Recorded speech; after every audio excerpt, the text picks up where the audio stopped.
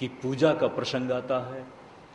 इंद्र की पूजा परंपरा से नंद बाबा के द्वारा और गांव के दूसरे सहयोगियों के द्वारा चलती थी। भगवान कृष्ण ने कहा, ये क्यों?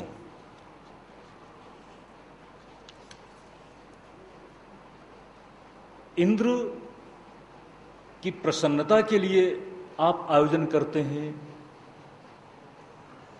या कर्तव्य समझ करके करते हैं? अगर आप इंद्र से भयभीत हैं तो भयभीत होने की जरूरत नहीं है। अगर भयभीत होकर किसी परंपरा का निर्वाह आप कर रहे हैं तो उस परंपरा का कोई अर्थ नहीं है। उस परंपरा को, जिस परंपरा का आप निर्वाह करते हैं, उसमें आपने कुछ आदर्शों को, कुछ मूल्यों को देखा है, फिर किसी कार्य परंपरा को अपनाया है, तो बड़ी सुंदर बात है। और केवल किसी भय से अपनाया है और उसे चला रहे हैं तो डरने की बात नहीं है। भगवान कृष्ण एक वैचारिक क्रांति को जन्म देते हैं। किसी भय में परंपरा को अपनाया जाए, किसी जड़ता में किसी परंपरा को अपनाया जाए, उसके साथ नहीं है, किंतु हमारा ज्ञान जागृत होना चाहिए। इसी के साथ उन्होंने कहा कि ये प्रदेश की प्रजा है, उसके लिए कुछ करें। ये यज्ञ आदि बहुत अच्छी बात है, लेकिन प्रजा के हित में सब होना चाहिए। इंद्र को लगा कि ये तो मेरा अपमान किया है। इंद्र ने प्रकुपित होकर मूसलाधार वर्षा की है, और इतनी मूसलाधार वर्षा कि ब्रजमंडल जलाक्रांत हो गया, पानी से ही भर गया और बारिश रुक नहीं रही है। तो भगवान कृष्ण ने कहा, आओ गोवर्धन को उठाएं। गोवर्धन उस विशेष पहाड़ का भी नाम पड़ गया। चलो, इसके रहस्यार्थ की चर्चा हम बाद में करेंगे। भगवान ने गोवर्धन को ब्रज मंडल की रक्षा करने के लिए उठाया है, और जब उठाया तो कहा कि देखो, सब लोग साथ में लगो। सब अपनी अपनी लाठी का सहारा लेकर गोवर्धन को उठा लेते हैं। जब बात पड़ी तो भगवान ने कहा, मैंने क्या किया, ये तो तुम सब ने किया है। लेकिन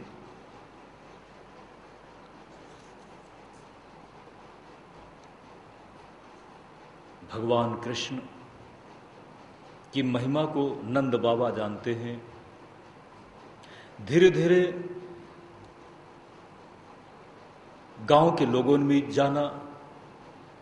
गोवर्धन पहाड़ की महिमा। कहते हैं कोई एक युवक व्यापार के लिए उस क्षेत्र में गया था, और जब वो वापस लौट रहा था तो रात हो गई। अपनी रक्षा के लिए उसने एक पत्थर उठा लिया था, और रास्ते में रात के समय उसको एक भयंकर राक्षस दिखाई पड़ता है। राक्षस उसकी तरफ बढ़ता जा रहा है, अपने क्रूर पंजों से पकड़ करके उसको निगल जाना चाहता है। तब उस युवक के द्वारा उस पत्थर को फेंका गया अपने बचाव के लिए, और पत्थर के स्पर्श के साथ ही वह राक्षस उस राक्षसी रूप को छोड़कर दिव्य आकार ले लेता है, दिव्य रूप पा जाता है। कहा कि उस गोवर्धन पहाड़ के एक पत्थर में भी दिव्यता छिपी हुई है, जिसकी महिमा ऋषि मुनि पुलस्त आदि के द्वारा भी वर्णित हुई है। एक वैचारिक क्रांति देकर समाज को, तत्कालीन समाज को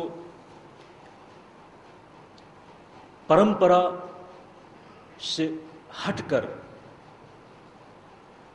सजग व्यवस्था की तरफ भगवान कृष्ण ने उनको जोड़ा। इसी के साथ किसी समय नंद बाबा यमुना में स्नान करने के लिए गए हैं। यमुना में स्नान करने के लिए गए हैं तो डूब गए। चारों तरफ हाहाकार मच गया। भगवान कृष्ण बलराम जी के साथ चलते हैं। यमुना में उतरकर यमुना भी इंतजार कर रही थी कि कम से कम कृष्ण का स्पर्श तो हो। मेरे तट पर तो खेलते हैं, मेरे तट पर तो घूमते हैं, कम से कम मेरे साथ, अरे मेरे मध्य तो आए। यमुना की चाह थी कि मेरे मध्य तो आए, और उस चाह का अवसर मिला जब नंद बाबा यमुना में डूब गए। तो भगवान कृष्ण क्या करेंगे? कोई बात नहीं, इसी बहाने यमुना को, भगवान कृष्ण को पाने की जो चाह थी कालिंदी के रूप में, वो उनको पूरी की भगवान ने। और यमुना में प्रवेश कर वरुण लोक जाते हैं। वरुण लोक से नंद बाबा को वापस लाते हैं। अपनी महिमा का दर्शन, और उस दर्शन से कोई अपरिचित न रह जाए, अछूता न रह जाए, ऐसा लगता है भगवान की लीलाओं का यही मर्म है। इसी के साथ गोप लोगों को भी वैकुंठ का दर्शन बात बात में करा दिया है।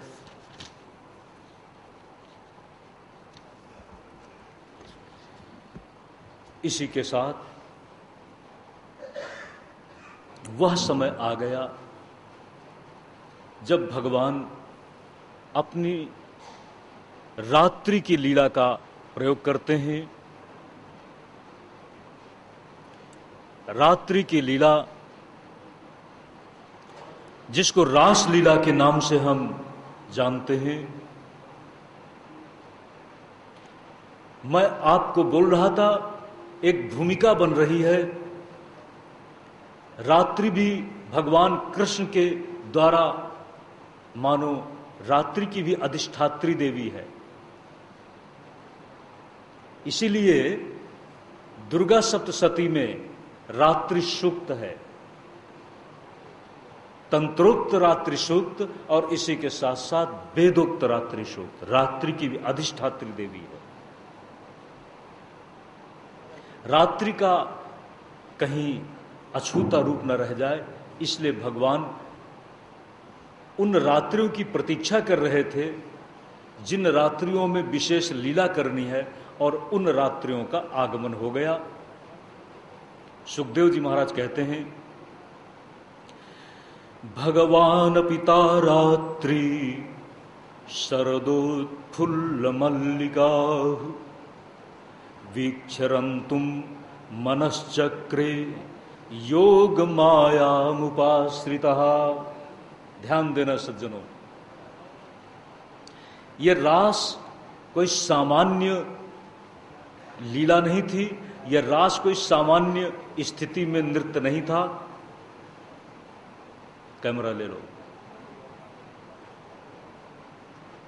क्यों? योग मायाम उपाश्रिता। भगवान ने जो कुछ भी ये लीला की है, योग माया को आश्रय बना करके।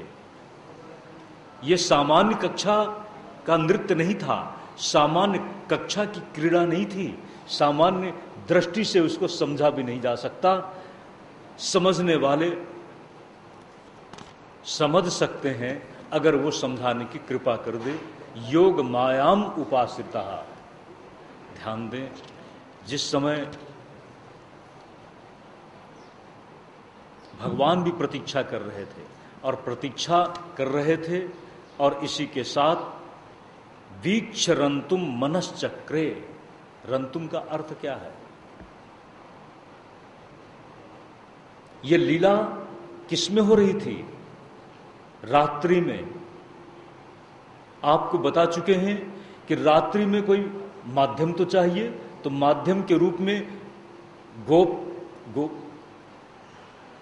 गोपांगनाएं हैं, लेकिन किसके अंतराल में? रात्रि काल के अंतराल में ये क्रीड़ा होने जा रही है, जिसकी प्रतीक्षा भगवान ने भी मानो की थी। कहा उस समय, रात्रि के समय में जब बंसी वादन होता है,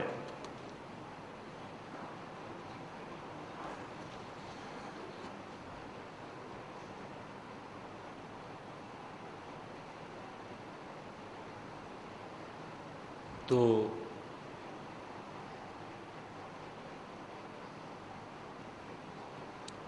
यहां पर एक बात बताई है,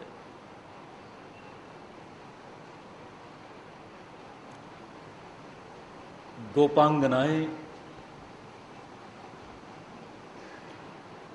दुहन्त्योऽभ्ययुः काश्चित् दोहं हित्वा समुत्सुका पयोधिसृत्य संयावो मनुद्धास्य पराययुः।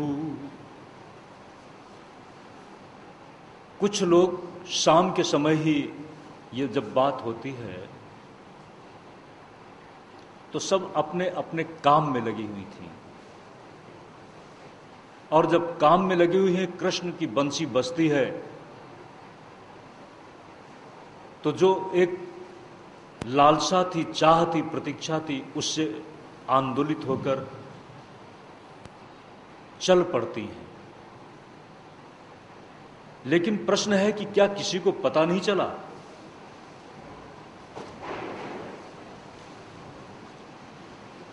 कुछ ऐसी हैं जो जा नहीं सकी। अंतर्गृह गता काश्चित् गोप्यो लब्ध विनिर्गमा कृष्णं तद्भावना युक्ता दद्धुर्मीलितलोचना। कुछ जा नहीं सकी, लेकिन घर के अंदर जाकर के वो अकेले में बैठ जाती हैं और कृष्ण की भावना से उन अपनी आंखें बंद कर लेती हैं। तो ध्यान दे, जा नहीं सकी, इसलिए उनके अंदर बहुत पीड़ा हुई। दुस्सह प्रेष्ठ विरह तीव्रतापोधुता शुभा। इतना उनके अंदर पीड़ा हुई है कि उसी के साथ उनकी समस्त पाप राशि मानो जल गई। और इसी के साथ कुछ ने ध्यान किया। जिन्होंने ध्यान किया, ध्यान प्राप्ताच्युताश्लेषो निर्वृत्या क्षीण मंगला। ध्यान के कारण कुछ का पुण्य नष्ट हो गया, पाप भी नष्ट हो गया, दुस्साह पीड़ा के कारण, और पुण्य भी नष्ट हो गया। ध्यान में ध्येय भगवान श्री कृष्ण को चिंता करते करते, ध्यान देना, पाप और पुण्य दोनों ही खत्म हो गए। बड़ी अनूठी बात। तमेव परमात्मानं जार बुद्ध्यापि संगता जहुर्गुणमयं देहं सद्यः प्रक्षीण बंधना। हालांकि उन्होंने भगवान कृष्ण को जार बुद्धि से पाना चाहा था, लेकिन चूंकि भगवान है, भगवान तो अकाम है ना, पाने वाला भले ही काम की भूमि में हो, लेकिन भगवान तो अकाम है ना।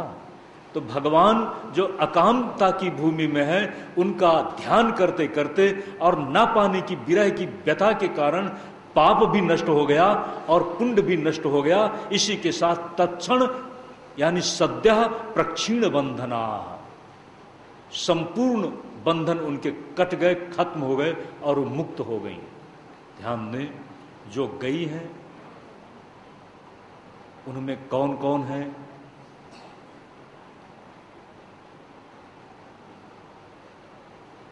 नाम श्रीमद् भागवत में तो लिया नहीं है, लेकिन जो कथा नायिका हैं, कथा नायक की कथा नायिका कौन है?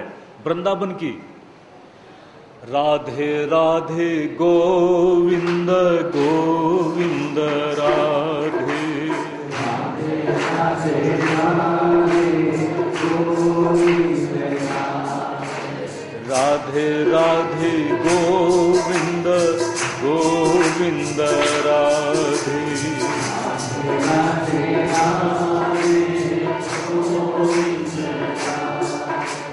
राधे राधे गोविंद गोविंद राधे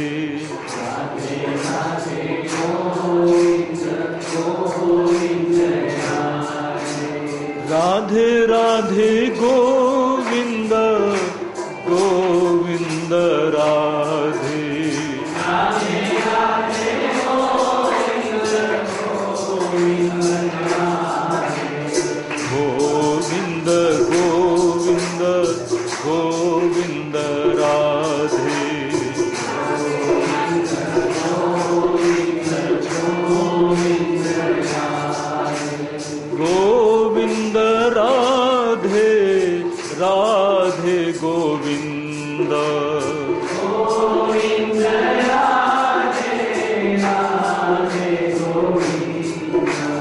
गोविंद राधे राधे गोविंद,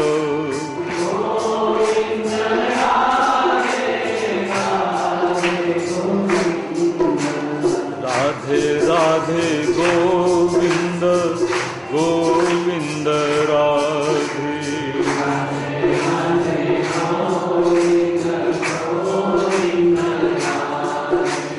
गोविंद राधे, गोविंद राधे, गोविंद राधे, गोविंद राधे,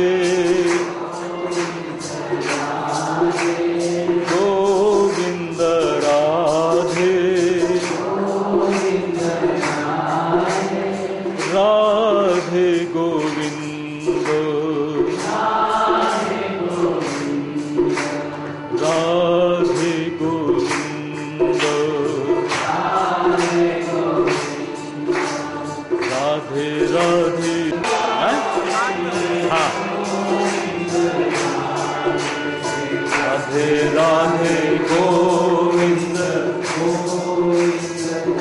अब बिना बाजा के, बाजा नहीं। राधे राधे गोविंद गोविंद राधे,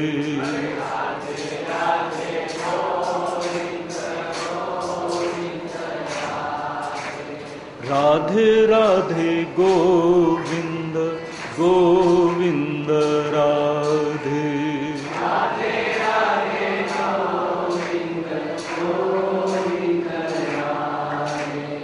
एक ऐसा प्रसंग आया, राधा इस रास की रास नायिका हैं।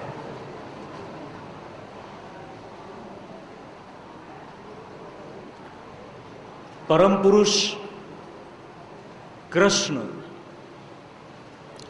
और प्रकृति यहां आकार लेकर ब्रह्म तो अपने आप में रसो वहिषः, लेकिन उसकी प्रतीति कैसे होगी? प्रतीति करने वाला तो कोई चाहिए ना। अगर प्रतीति ब्रह्म को अकेले में हो सकती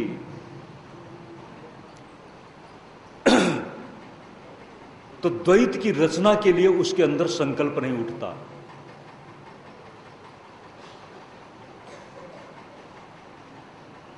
प्रेम, भय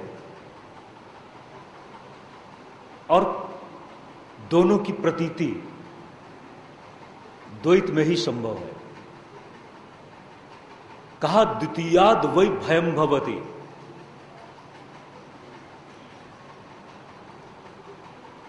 सो अकामत बहुश्याम प्रजायेयो। अपनी एकांतिकता को तोड़ने के लिए उसने बहुत होने की इच्छा की। मेरापन उसको बहुत होने के लिए उद्वेलित करता है। ध्यान दें, मेरा। अगर कोई आपका नहीं है तो कल्पना करिए आपको कैसा लगेगा। अगर कोई आपका नहीं है, ध्यान देना सज्जनों, माताओं, ये हमारे बाबा जी भी, बीत रात बाबा जी भी कहते रहते हैं, आ मारो शिष्य छे, ये मेरा भक्त है। ऐसा कोई बाबा जी आज तक मैंने तो नहीं देखा जो ये कह सकता मुझे मेरे भक्त की जरूरत नहीं है। ब्रह्म विचार व्यवस्था में मग्न रहने वाला वो ब्रह्मनिष्ठ भी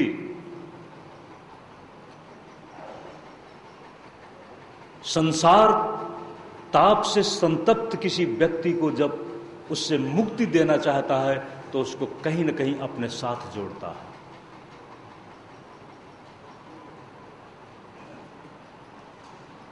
किसी अज्ञानी जीव के अंदर उसके ज्ञान का प्रकाश हो जाए और ज्ञान के प्रकाश में ही तो ज्ञानी के ज्ञान की